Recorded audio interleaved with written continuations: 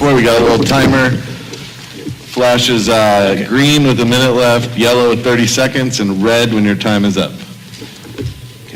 In 2006, a few months before Otto Zehm incident, I walked by the SFCC athletic department and talked to a former classmate in pursuit of a degree in personal training. I told him in conversation that I was headed for a social services degree. He told me that social services is the opposite of health and exercise science. They murder people. I told him my political strategy for a potential model. He agreed that it was needed.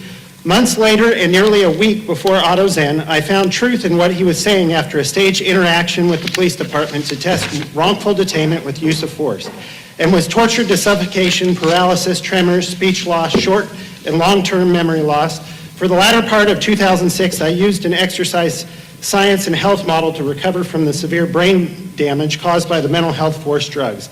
In 2007 and 2008, I was provided an opportunity to write the opposite of social services documents in recovery from being tortured and drugged into severe brain damage over a year earlier in detainment research.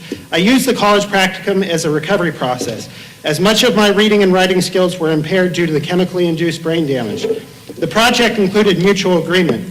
I would question members of East Central Community Center here for sometimes up to an hour at a time, reconstruct the conversation, edit the document with a colleague, have the supervisor sign off. Then the member would agree to the information written. Today, medical disclosure is becoming an important cause. The mutual option is a step further than medical disclosure.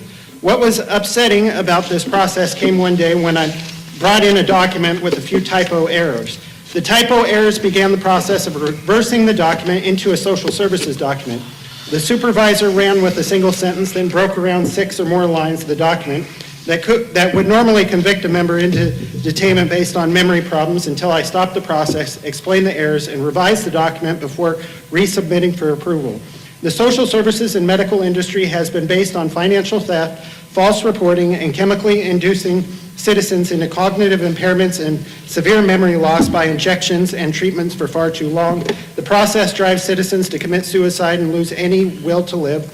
Mental health social services reports are most often designed to fraud insurance agencies at the expense of citizens. Millions of Americans have become victims of the pharmacost cannibalization model that kills citizens 26 years before life expectancy on average.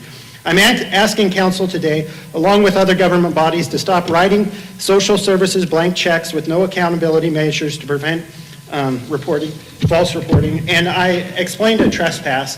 There was a man downtown that had problems with a trespass, and I found a mutual agreement. He took up 2 officers and 2 security guards' time all night, or I mean, a total of 120 minutes, but read the document, it helps.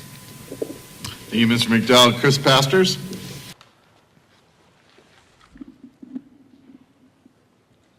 We've got a PowerPoint tonight, Alan? If someone football tackles an individual while unconstitutionally labeling an individual a disability on the street, it would be an assault. In a locked mental health unit or facility, it's common practice. I have heard rumors of a woman who was calling the ombudsman, and the facility got upset and she miscarried after a tackle. If an individual told a senior they should eat food off the floor like a dog, then tripped the senior, we would call that an assault on the senior. In a lockdown mental health facility under camera, it's perfectly fine. Apply laws on the outside to the medical companies is important. And so I handed you out a human rights health questionnaire, and I'd like to find out what your opinions are on it in a few weeks.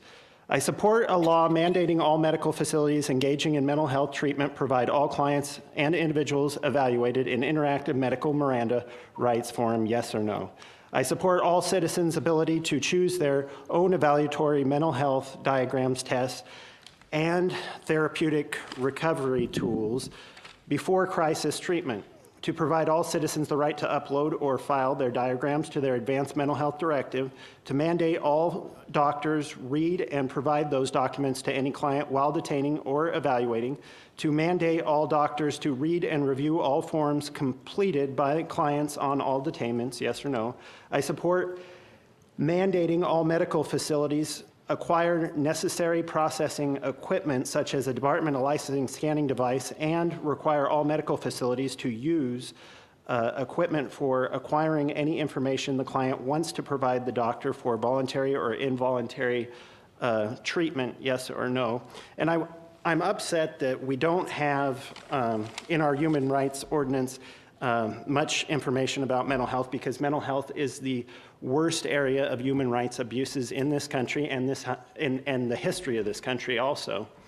And I did go to the State of Washington Human Rights Commission, and they said we don't even cover mental health. And so I will work to add in the future new mental health ordinances to whatever you have now, which I don't understand why you don't have enough of these problems, because I mean, I can't just walk out on the street and tackle someone and tell them they're doing something they're not, or I'm having a bad day, so I get aggravated as a worker and I take it out on the detainee. So I'll talk to you in a few weeks about this.